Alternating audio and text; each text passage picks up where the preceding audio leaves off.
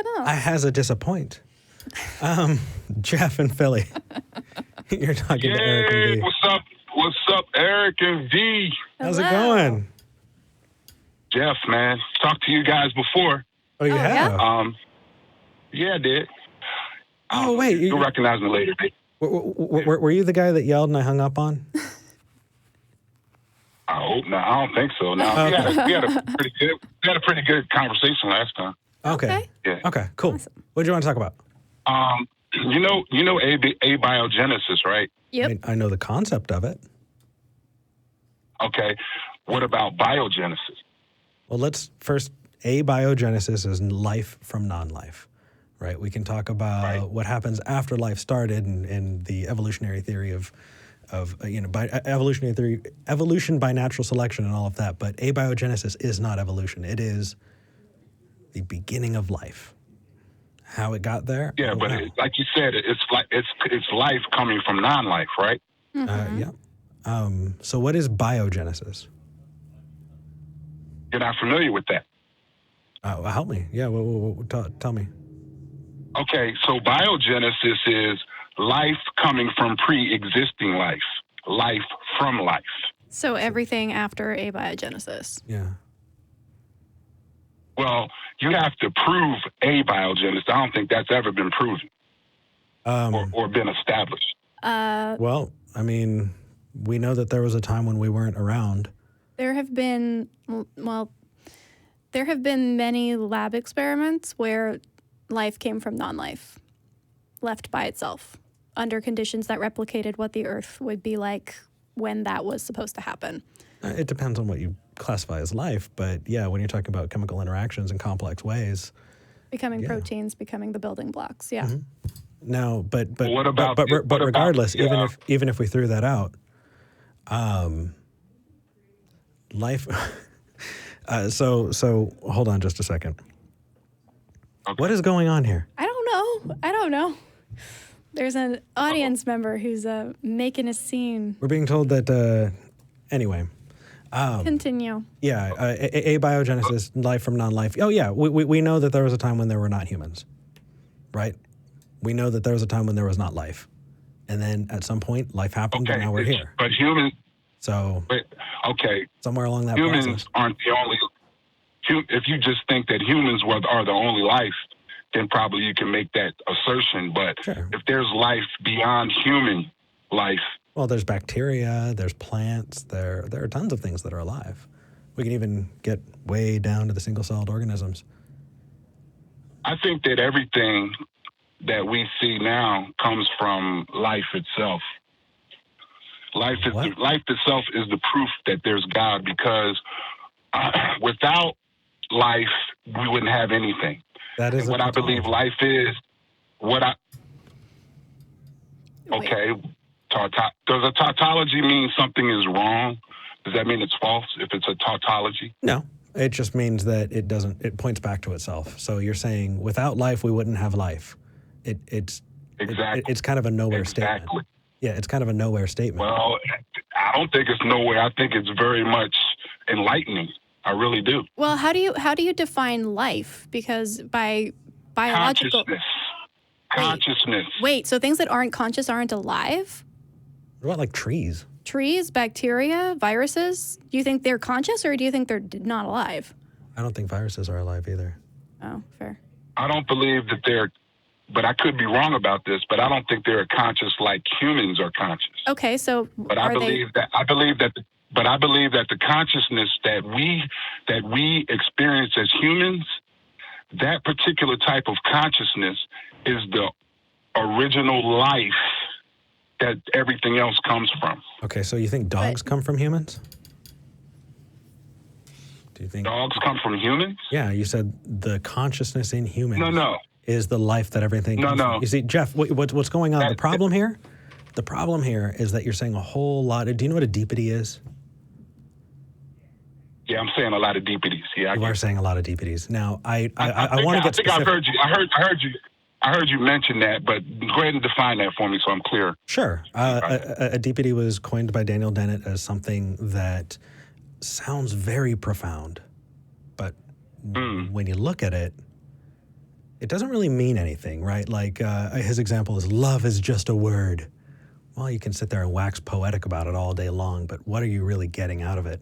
Another deepity Eric, that I like to point out is, hold on, a deepity from the Bible that I like to point out is faith is the evidence of things hoped for and the, what is it? Substance of things hoped for and the evidence of things unseen. There we go. Substance of things hoped for and the evidence of things unseen. But if you use that definition for faith, it doesn't work.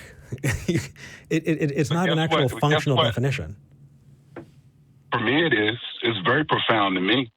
Well, getting something to be profound, that's great. But is it actually helping you understand the world? Are you using it in a way other than, wow, that's super cool, dude? Like, I don't... Wait. Oh, yeah. It has practical application for me. Okay, so you're talking about life, right? Let's zero in on life. What is life? I still want to, I want to get back to that because you're talking about abiogenesis, right? Which is, we start out with abiogenesis, not with humans, right? And then you're using a counter. No, I don't believe in abiogenesis. I don't think that's possible. Okay, well, with the concept, regardless of whether or not you believe it, the concept is that life started out not in human form, correct? The concept says this. When your counter is that life comes from life, but you're only talking about conscious life. So where did all the rest of life come from? I said everything. I didn't say just conscious life. But you said you defined life as consciousness. Right. The reason that I'm doing that is because I'm talking about what we share in as human beings. But that doesn't have anything to do with the start of the universe or life on the planet, right? Yeah. Or we can talk about how we're both conscious and how that works and how it's cool. We can have a conversation and I'm right there with you. But that's not going to give us any information about how life started.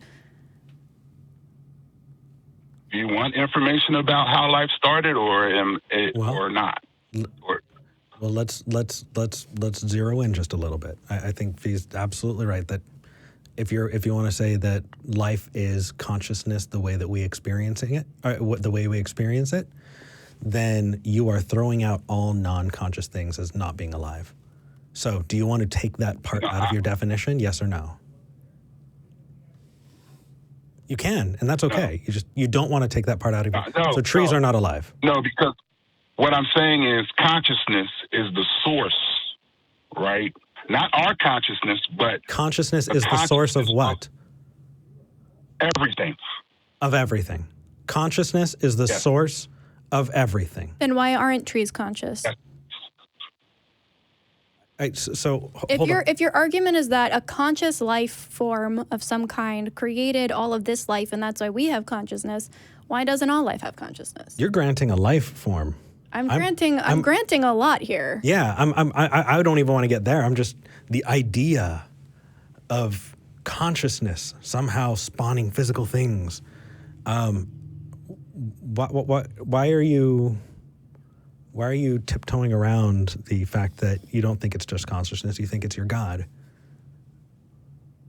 Oh, yeah. Well, like I said, the Creator. Okay, I believe is God. Cool. Who created God? That consciousness. Didn't a consciousness have to create God then? No, because God, by definition, is uncreated. Cool. Abiogenesis, by definition, is life from non-life. Yeah. Okay. And one of them requires magic, the other doesn't. So I'm going to go with the one that doesn't require magic. Let me clarify and make sure I'm understanding you. So my God is a conscious creator, and you're saying that you won't call it God, you'll call it abiogenesis, and that's the origin of everything. Abiogenesis. No, abiogenesis is the origin of life on this planet. Do you think that rocks came about by abiogenesis? I don't. Do you think that this planet Earth came about by abiogenesis? Well, no. Or the sun, or the positions of all of the other stars in the sky? No. So again, that's not what I believe. Good, because you're using really broad generalizations, and that's throwing us off. No, the point I think Eric's trying to make is that if you're just going to define your God into existence as something that can't be created and therefore doesn't need an explanation, then why not just accept the definition of abiogenesis as the fact that it's defining life coming from non-life? We can throw around definitions that contradict each other all day, but that's all you're giving us is a definition that you've come up with. Well, I think it's just logical, V and Eric, with all due respect. How is it logical? Life, huh? How is it logical? Please give me a logical argument, Jeff. Yeah, death, I don't think it's logical to say that death brings about life. Okay. I don't think that's logical. I think if you were to write that out as a P and a Q, if this, then that, therefore whatever, I don't think that's going to fit. Do you know how to put together a logical argument? Because it's okay to say I'm, doing my best, but you're using a term that actually has meaning. And if you want to use it, then please use it the right way. Use logic. It's fantastic. But don't say it's logical and then not know what it is. Oh, I didn't know I was doing that. I thought I was being very logical. No worries. You can actually take logic as a class, and you can apply logic mathematically, which is how you get to computers. Either a thing is or it isn't, right? You're moving through conditional statements. All of those things are contingent upon definitions that we've agreed upon, or an understanding of a thing Eric, being consistent. Those things are Eric, how we build up. Yeah. Eric, are you saying that my thinking, as far as when I'm saying that I don't think it's logical to think that from death will come life, but it's more logical to think that from life will come life? You're saying that's not a logical thought process? No, it's not. Because... Why? Well, sure. Because can something alive come from something dead? Well, I've definitely seen bacteria, gather on things, but those were already around, right? If we want to talk about life coming from life, yeah, I've seen people born, but what we're doing is we're so generalized that we've gone nowhere. Also, there's a difference between non-life and death. Yeah. If we're being technical about it. That's true. Rocks aren't dead. Which is fair. You're so... Not that we came from rocks. No, but you're so broad, with your brush that you're going over all of the lines that you're trying to point out. We've got to get specific, and we've got to get very clear on what we're talking about so that we can get the point across. Life coming from death, does it sound better? Does it feel better? Does truth ever care about your feelings? No. Can something be uncomfortable and true? Absolutely. I just look at the Holocaust. It's fucking horrible, right? That doesn't mean that it didn't happen. We have to face a whole lot of really bad facts. But what we do is we look at the evidence. We don't say, does it feel more like this or more like that? Because when you do that, you're throwing logic out. That is not logic. Well, check evidence. The evidence that we have before us and that is demonstrated for all of recorded history is that life comes from life. We can all affirm that and observe it and see it demonstrated. And you're not talking about abiogenesis. Again, you're talking about something coming from something already existing that's alive. We understand that. We see, progenitors and future generations. We're not arguing with you that we came from our parents. Contrast is biogenesis versus abiogenesis. No, the contrast, no. Jeff, the contrast is your claim versus not your claim. Do you understand the difference? My claim is biogenesis is true. No, do you understand the difference between a claim and not that claim? Or not a claim and its opposite. So let's use the gumball analogy. I know we don't have a whole lot of time, but have you heard the gumball analogy, Jeff? I think, yes, I've heard it several times, and I'm not sure if I completely understand the point of that. It helps when you're in it. So let's say that V walks in, you and I are sitting in a room, and V sets down this jar of gumballs. And you know that I've never seen it. I know you've never seen it. But we're both looking at it, and V says, I want you to tell me if the number of gumballs in this jar is even or odd. Well, you and I both know we haven't counted. You know I haven't counted. I know you haven't. But I look at this jar and I say, it's an even number of gumballs. I know it for a fact. Do you agree with me?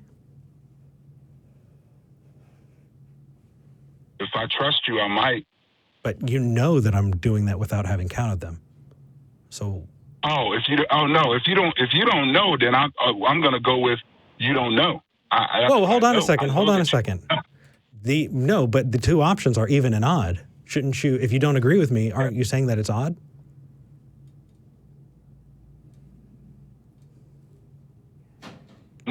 First of all, I don't know if it's even or odd in that gumball thing. Right. And you're saying that that it is even or it's odd. Is that what you're saying? So what I'm saying is you're. Are you saying that it's even or odd in the gumball? So the reason. I'm asking you. Yes. You saying that? In this analogy, yes, I'm saying it's even, and I know it for a fact, even though you know. So So you're saying it's either even or you're saying it's just to say you're saying it's even. Okay. Mm-hmm. I'm coming in a situation I don't know. Now, if you say it's even, I can't agree with that because I don't know if you put the gumballs in there. If you have the knowledge of what it actually is, right? I don't know that. I don't know that. I have to. If you did know it and you told me, I would have to trust that what you're telling me is true. If you had the truth of what was actually in there. Right, but if you know that I never counted it, then we're both kind of in the same boat, right? Oh, then you'd be just like me. You wouldn't know. You wouldn't know either. You're right, but one of us is having the honesty to say I don't know, and the other's making the claim, right? Here, let's add another thing to this equation, can we? Well, hold on. I just want to make sure that we're on the same page before we move forward. The intent behind this analogy. I don't think one is more honest than the other. We're both saying that we don't know. No. In this analogy, I'm saying I know, even though you know I don't, because I'm saying I counted it, and you know I haven't. Right? The right answer is to say I don't know, and I agree with you. The point of this. You lied to me. You lied to me then. Yes, absolutely. Now, did I do it on purpose? Okay. I could have meant it with all my heart, but it doesn't matter because the right answer, you got it exactly, is I don't know. And so we're talking about abiogenesis. I'm gonna pull a line from who's our favorite Australian? Were you there? I don't know. It was Ray Comfort, but it might be the new guy. But you're. Oh yeah, he said it too, huh? That I talked to on Thursday. Yeah, were you there, Jeff? No, you weren't there. Was I there? No, I wasn't there. Are we doing our best to kind of understand and learn about it? Absolutely. But I think that we should follow the evidence where it leads. If we're going to be intellectually honest about it, but to say it has to be X, well, you're telling me how many gumballs are in the jar, and I know you haven't counted. And so why am I going to believe you? And why does it have to be one or the other? Can it be something I didn't even know? Possibly. But I don't know, and that's the right answer. Well, I'm trusting in someone who knows. Okay, who are you trusting? Can you introduce me? The Creator. Can you introduce me? There's life. Can you introduce me? Eternal life. Yes? The Creator. No. Can you put them on the phone? Can I put him on the phone? Yes, them. I see no need for genitals at this point. But yes. I'm his ambassador. You're his ambassador. You're the ambassador of a person that you trust. But if you trust them, couldn't they just tell me themselves? They have. Oh, they have. So you're assuming. So why do you even call? Why do I even call? Because I love you, man, and I love V. Yeah, but Jeff, I love my Creator. Jeff? Yes, sir. If you gave a crap, then why are you coming in assuming that we know a thing when that's just not the case? You don't get to put that in us. That's not okay. When people call in, you probably hear we ask people what they define, how they think about it, because we want to meet them where they're at. But if you're saying, oh, no, your God put in our hearts that we know that they're there, then you've denied us that same measure of respect. And I respect you very much. That's why I'm reaching out to you. Then please don't say that again. Let's continue. Don't say what? Don't say your God already made himself known to us, right? We're two ex-Christians. Mm-hmm. So to say that is just, it's disrespectful. And I know that you don't want to be that way because you seem like a sweet guy. So just don't do that one. Can you put your God on the phone? I'm not trying to be disrespectful. Okay, I love you guys. Awesome. I sincerely mean that. I sincerely believe you. Jeff, can you put your God on the phone? Can I put my God on the phone? Well, you're saying you believed, you listened to somebody, so I just assumed that you meant they talked to you. And if they talk to you, they have to be somewhere around. But if not, then you're using very flowery language to say that you were convinced by a book. Eric, so you're saying to me, in order for you to believe what I'm telling you right now, you need to hear God call you on the phone. Well, in order for me to understand what you're saying, I need to be given a description that actually is corresponding to reality. You didn't talk to God, or at least that God didn't respond to you. Reality itself was farted out by me billions of years ago. Don't you agree? No. Oh, I'm sorry. Were you about to make a broad brush statement without any actual? I thought that's what we were. No, I was just saying. Sorry. No, I'm talking about reality, life, like everybody that's living right now. Uh-huh. We're breathing, we're interacting, we're talking. Life as we experience it is the experience of God himself. See, you know what? When you repeat me back to me, it just feels stale. But that's okay. Jeff, I'm really glad you called in. We've got to finish up, but Jeff, you still there?